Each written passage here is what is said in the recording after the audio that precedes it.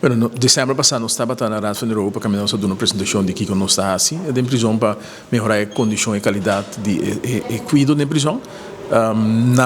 Temos bom de supervisão, nós temos uma supervisão alto de Raad van Europa, para motivo que nós violar, of den lab, bom, a concluir, questão de direito humano a concluir, que o direito de pessoa agora violada em prisão na Aruba e basta receber nossa supervisão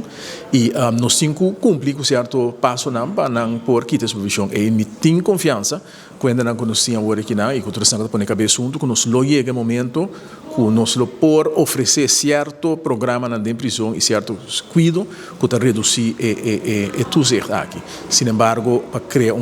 prisão optimal fisicamente com a infraestrutura, isso vai durar par de anos. Agora, mirando tudo isso aqui, por vista no momento aqui que está cumprindo com a exigência da Comissão Europeia? Nós cumprimos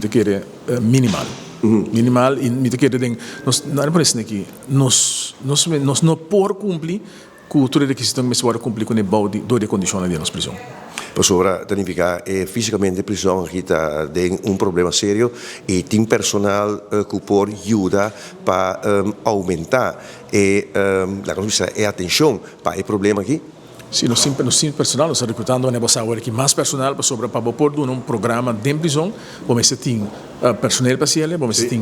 área também adequada de prisão para paciente, esse é o que nós temos problema grande, nós não temos área adequada que pôr realmente brinda diferentes tipos de programa que aliviar a situação para o que está cuidado de nós ainda não. Então esse é coisa que temos atenção, nós vai quedar esse esforço e me espero que dentro de algum toque de semana nós for ao menos criar alguma facilidade em prisão que por oferecer programa que reduzir o risco que nós estamos correndo agora aqui para o que está a supervisão de AFO.